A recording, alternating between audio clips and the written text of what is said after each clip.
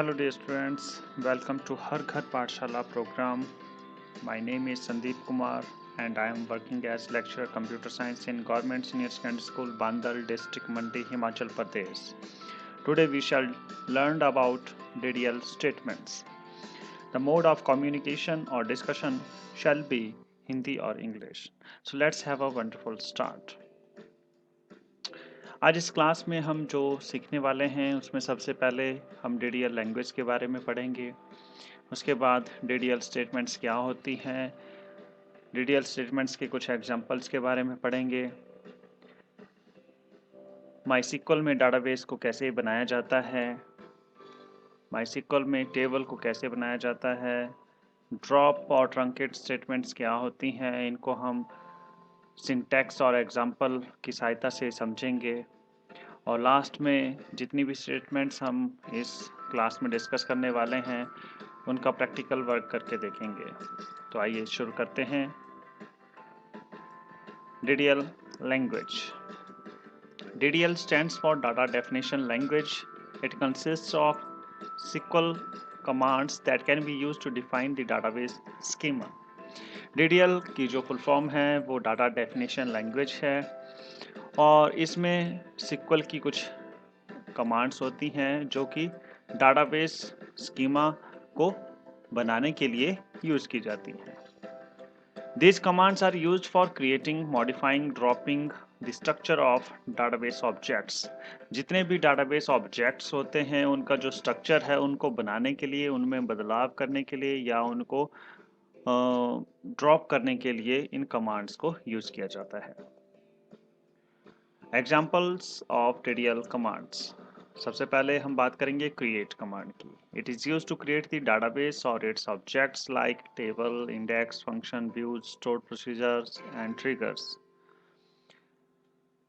Create command से हम database भी बना सकते हैं और उसके जितने भी ऑब्जेक्ट्स हैं जैसे टेबल को बना सकते हैं, इंडेक्सेस हम लगा सकते हैं, फंक्शंस, व्यूज, स्टोर्ड प्रोसीजर और ट्रिगर्स को हम क्रिएट कमांड से बनाते हैं।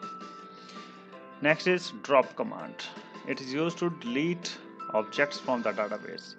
Drop command से हम जितने भी database के objects हैं उनको हम delete कर सकते हैं और database को भी delete कर सकते हैं। Next is alter command. It is used to alter the structure of the database. अगर आप मान लीजिए आपने एक टेबल बनाया और उसमें आप एक और कॉलम ऐड करना चाहते हैं तो आप उसको अल्टर करके कॉलम को ऐड कर सकते हैं, या आप किसी टेबल के किसी कॉलम का डाटा टाइप चेंज करना चाहते हैं तो हम अल्टर कमांड से उस चीज़ को चेंज कर सकते हैं। Next is truncate command. It is used to remove all records from table including all spaces allocated for the records all removed. इस ट्रंकेट कमांड को बेसिकली जितने भी रिकॉर्ड्स होंगे टेबल के अंदर उनको रिमूव करने के लिए यूज़ किया जाता है। ये बेसिकली जो टेबल जैसे हमने नया टेबल बनाया होता है वैसे ही उसको रीसेट कर देता है और इसमें जितने भी जो स्पेसेस एलोकेट किए होते हैं रिकॉर्ड्स के लिए वो भी रिमूव कर देता है, उनको भी क्लियर कर देता है। Next is comment. It is used to add comments to the data dictionary. Next is rename. It's used to rename an object existing in the database. जो ऑब्जेक्ट पहले से डाटाबेस के अंदर है उसका नाम आप चेंज कर सकते हैं। Next is DDL statement. Create, alter, drop, rename, truncate are commands of DDL language which helps in defining objects. ये कुछ DDL की कमांड्स हैं जैसे create, alter, drop, rename, truncate. तो ये क्या करती हैं, ये मदद करती हैं ऑब्जेक्ट्स को बनाने के लिए। इन SQL database is container of tables. SQL की अगर हम बात करें, डाटाबेस क्या है, एक कंटेनर है जिसमें बहुत सारे टेबल्स हैं। The actual data is stored in tables and each table that is created is stored in a database. जो एक्चुअल डाटा है हमारा वो टेबल्स के अंदर रहता है और हर एक टेबल जो है जो हम बनाते हैं वो एक डाटाबेस के अंदर रहते हैं। Next is create command. There are two create commands available in SQL. First is create database, second is create table.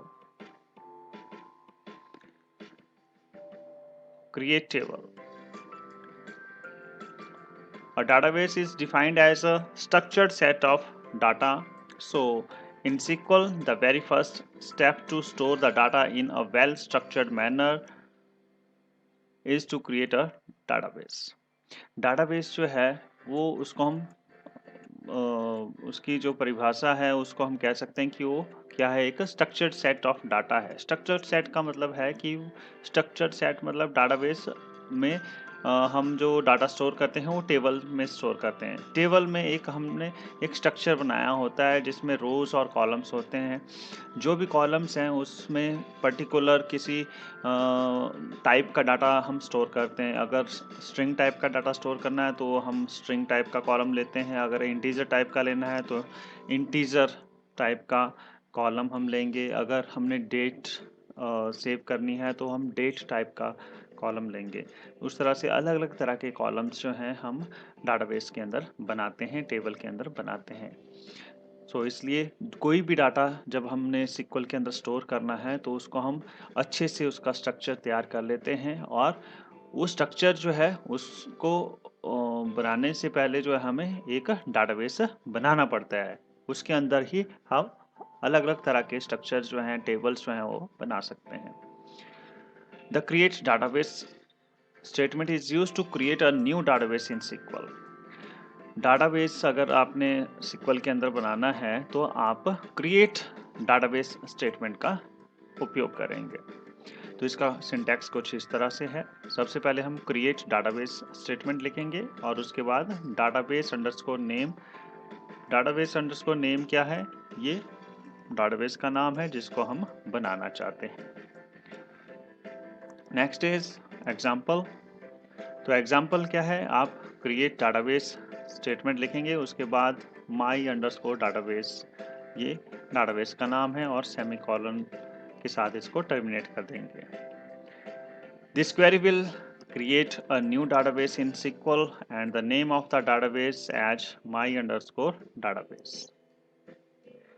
You can use the use statement to use the database and make it as the current database.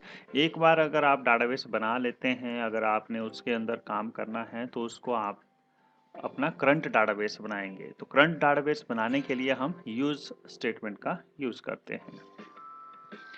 For example use my underscore database. तो जैसे use statement आपने use की, उसके आगे आप उस database का नाम लिखेंगे जिसको आप अपना करंट डाटाबेस बनाना चाहते हैं।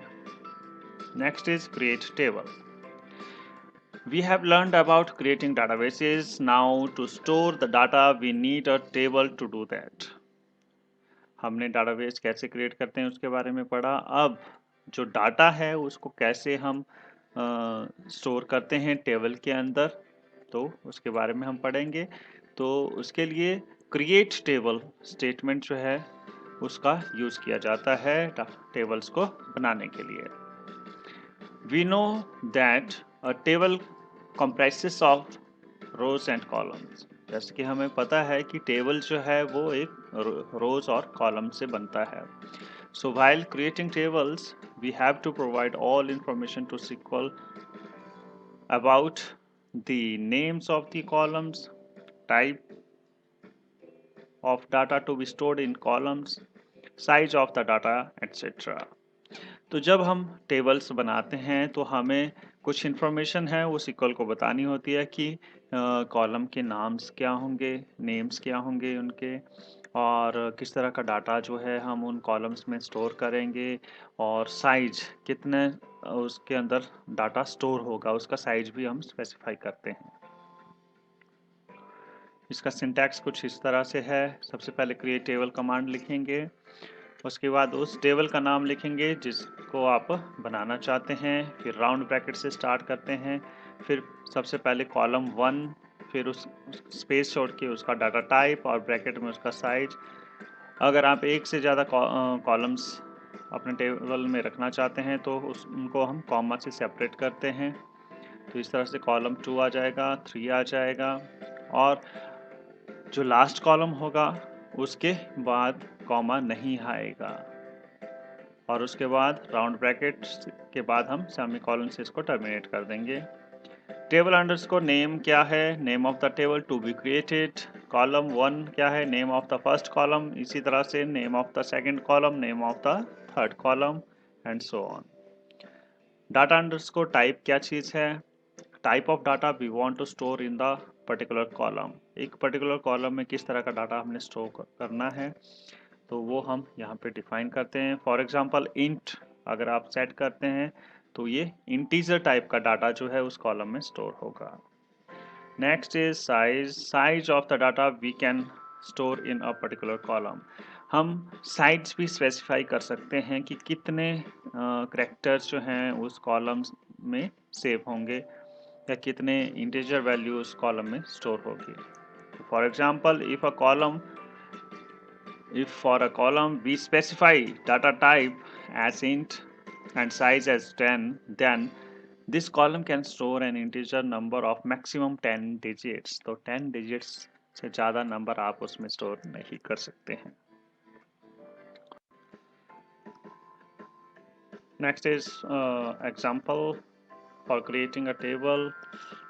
तो सबसे पहले हम क्रिएट टेबल कमांड यूज़ करेंगे और उसके बाद उस टेबल का नाम जिसको हमने क्रिएट करना है और उसके बाद राउंड ब्रैकेट, फिर सबसे पहले कॉलम का नाम, roll number underscore name, integer type का ये हमने कॉलम लिया है और उसका साइज जो है 3 स्पेसिफाई किया है।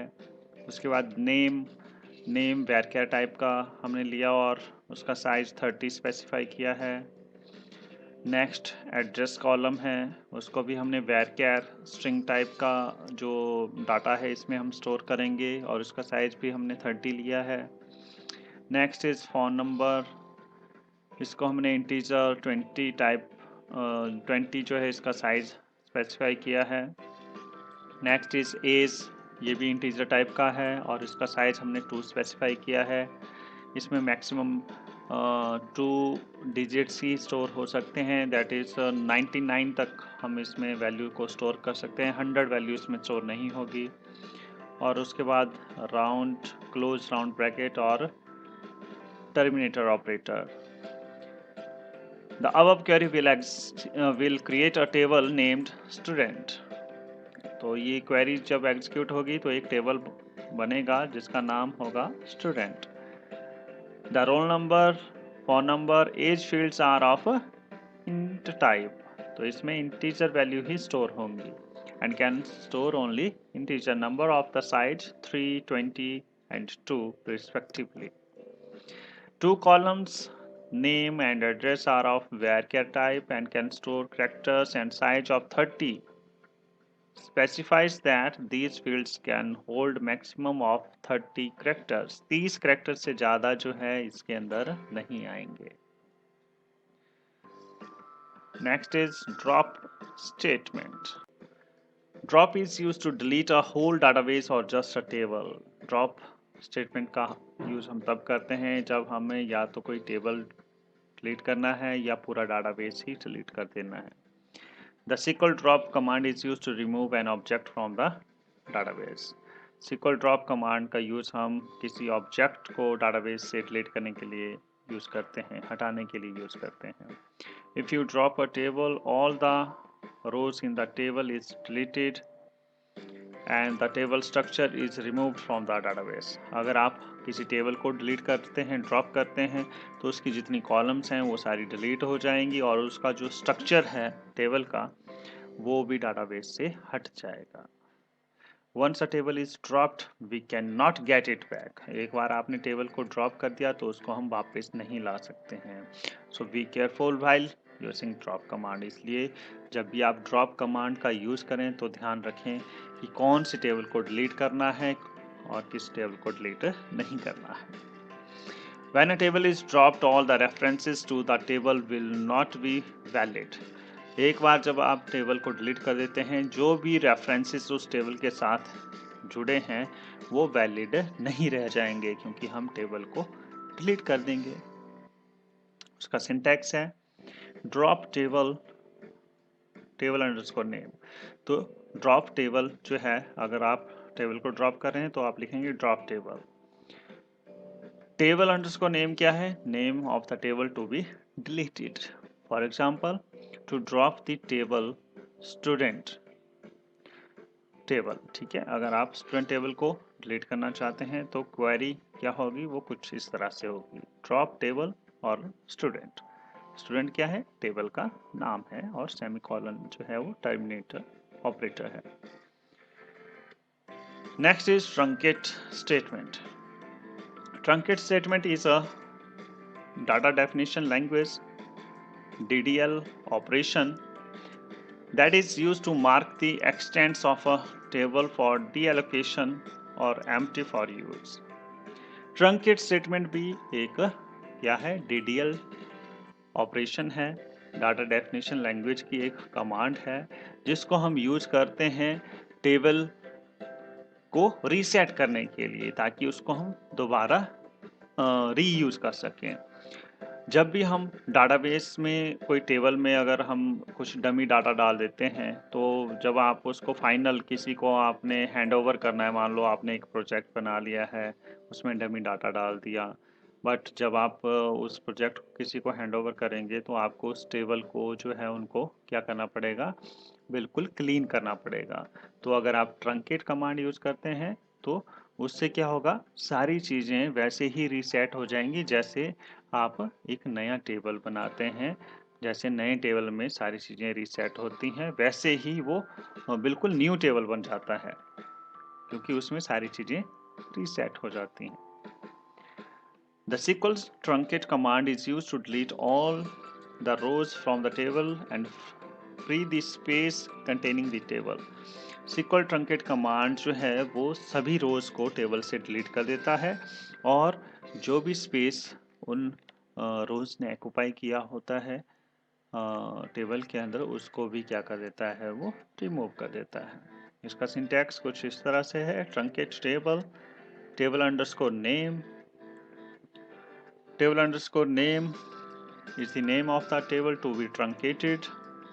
For example, to delete all rows from the student table, the query would be like truncate table then student।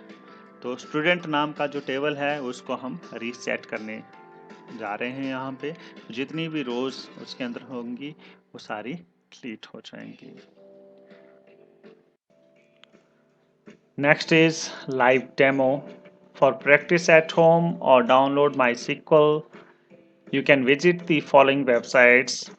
The first website is to download MySQL, and the second one is it's a online website for learning SQL or other languages। So आप यहाँ पे click करेंगे तो आप उस website पे चले जाएंगे, वहाँ पे आप अपना टेबल क्रिएट कर सकते हैं। जैसे मैं यहाँ पे क्लिक करता हूँ तो देखिए यहाँ पे बाय डिफ़ॉल्ट जो है यहाँ पे एक टेबल सिलेक्टेड है, जिसकी सिलेक्ट स्टेटमेंट यहाँ पे लिखी हुई है। जैसे आप रन सिक्वल पे करेंगे तो उसके अंदर जो भी रिकॉर्ड्स हैं वो आपके यहाँ पे विजिबल हो जाएंगे। अब यहाँ पे हम अपना टेबल क्रिएट करते हैं, create table student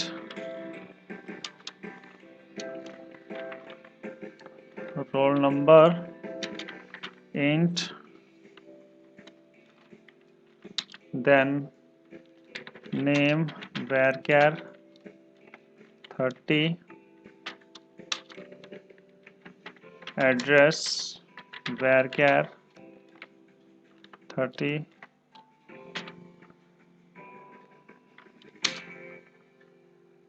then phone or can write mobile int 20 and last one is age int 2। then you can run these SQL statements. Here you can see the name of table student. Now you can see the records in student table by using the statement select star from student. There is no record, so we have to insert the record into the tables. Insert into student values. First column is roll number and I write 1, then name, I write my name, then address, after that there is a phone number, and then age. Then you can run it. Here you can see there is one record entered.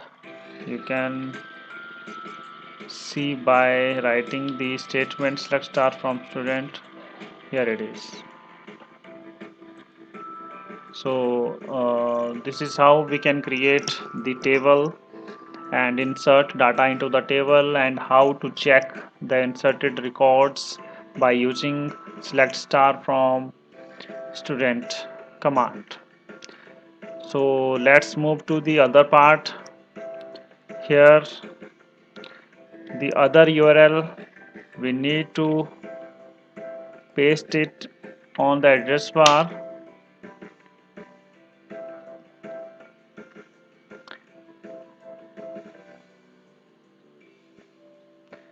Here you can see the option for downloading the MySQL installer.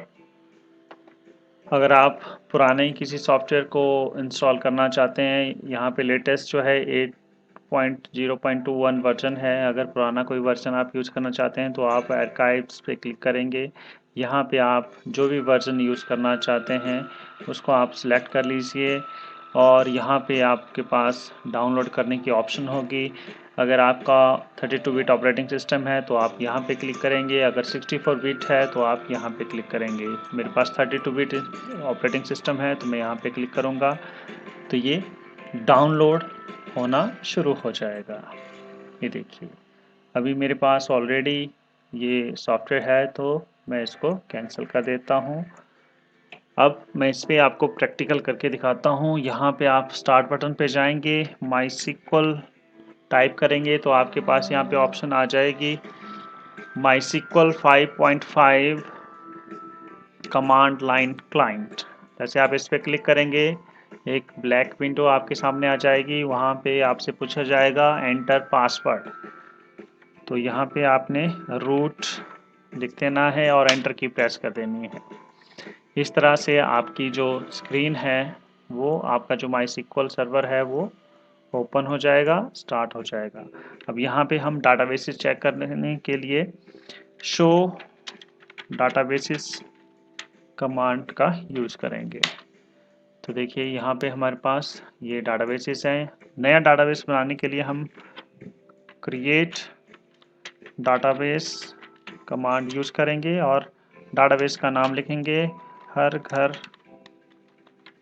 पाठशाला और enter key press कर देंगे। जब आप फिर से इसको check करेंगे, आप पुरानी कमांड्स को भी यूज़ कर सकते हैं। तो आप कीबोर्ड में जो अप एरो या डाउन एरो बटन है उनको आप प्रेस करेंगे तो पुरानी कमांड्स भी आ जाएंगी। इससे हमारा समय बचता है। और एंटर की प्रेस करेंगे तो देखिए हर घर पाठशाला जो है डाटाबेस हमारा बन गया है। अब हर घर पाठशाला डाटाबेस के अंदर हमने काम करना है तो इसको हम यूज़ करेंगे। तो इसको हमने करंट डाटाबेस बनाना है, तो यूज स्टेटमेंट की सहायता से हम इसको करंट डाटाबेस बनाएंगे। तो देखिए मैसेज आ गया डाटाबेस चेंज्ड। अब हम कमांड एग्जीक्यूट करेंगे शो टेबल्स कि इसके अंदर टेबल्स हैं कि नहीं हैं। तो यहाँ पे अभी कोई भी टेबल नहीं है, तो हम अब नया टेबल बनाएंगे। Create table student, then roll number int 3, comma, फिर name varchar 30, comma, then address varchar 30, comma, then mobile int 20, comma, then last one is age int 2, और उसके बाद राउंड ब्रैकेट और टर्मिनेटर ऑपरेटर यूज करेंगे और enter key press कर देंगे। तो देखिए क्वेरी ओके है, इसका मतलब है कि आपका जो टेबल है वो बन गया है। तो उसको चेक करने के लिए हम शो टेबल कमांड यूज करेंगे। तो देखिए एक टेबल आ गया है। टेबल्स आप यहाँ पे देख सकते हैं, लिखा आ रहा है टेबल्स इन हर घर पाठशाला। इट मीन्स हर घर पाठशाला डाटाबेस के अंदर जो टेबल्स हैं उसमें एक स्टूडेंट नाम का टेबल जो है हमने क्रिएट कर लिया है। अब स्टूडेंट जो टेबल बनाया है उसके अंदर रिकॉर्ड्स जो हैं वो हमें एंटर करने होते हैं। तो उसके लिए हम इंसर्ट कमांड का यूज़ करते हैं, जो आप आगे आने वाली क्लासेस में पढ़ेंगे। तो मैं जस्ट आपको एक बार करके दिखा देता हूँ कैसे हम इसमें रिकॉर्ड्स को इंसर्ट करते हैं। स्टूडेंट इसमें कमांड यूज़ की जाती है इंसर्ट इनटू टेबल का नाम, देन वैल्यूज़। अगर आपको कॉलम्स याद हैं तो आप सीधे वैल्यूज एंटर कर सकते हैं, अदरवाइज आप कॉलम्स को भी स्पेसिफाई कर सकते हैं। तो roll number 1, then name Sandeep Kumar, then address Mandi, then phone number,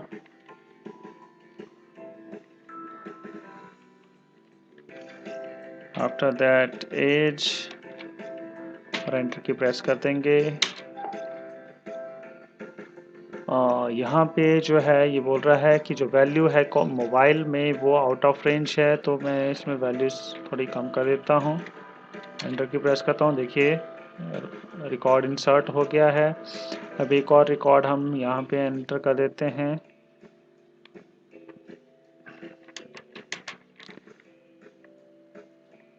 यहाँ पे रोल नंबर 2 आशीष कुमार मंडी 33, ये मैं एंटर की कर देता हूँ। देखिए ये रिकॉर्ड भी एंटर हो गया। एक और रिकॉर्ड हम एंटर कर देते हैं। यहाँ पे मैं एक थर्ड रिकॉर्ड एंटर कर देता हूँ।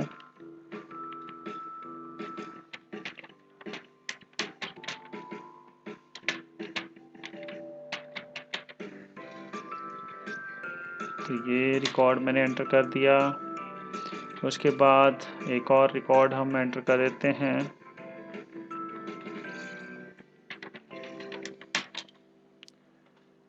राजेश कुमार, रोल नंबर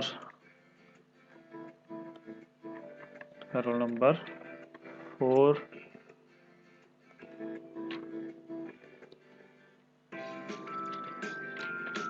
और एंटर की प्रेस कर देते हैं। तो जैसे अगर हमने सभी रिकॉर्ड चेक करने हैं स्टूडेंट टेबल में, तो हम कमांड लिखेंगे select star from student.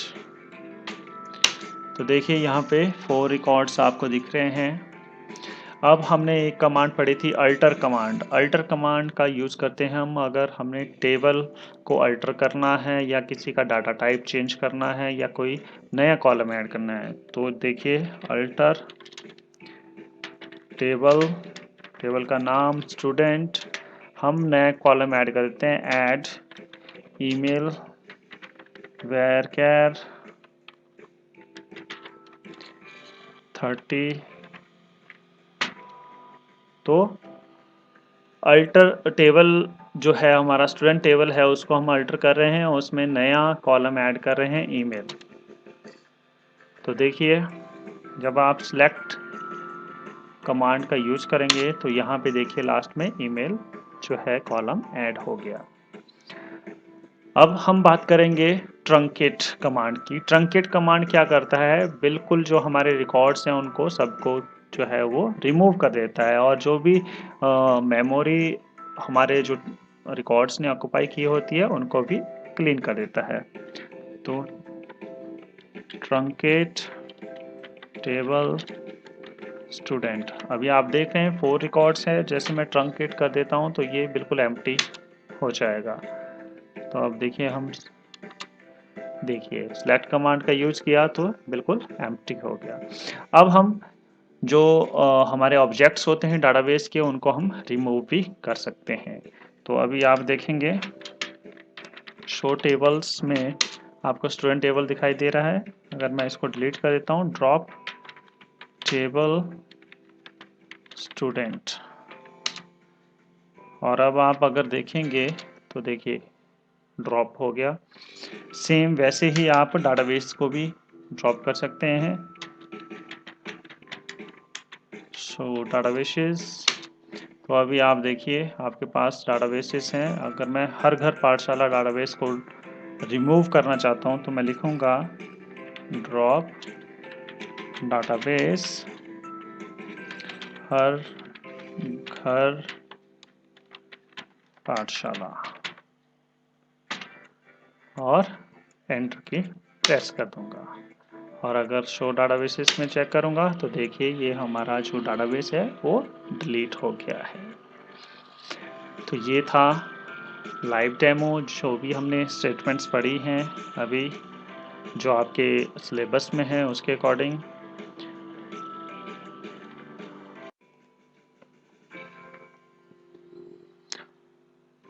Thank you, have a nice day.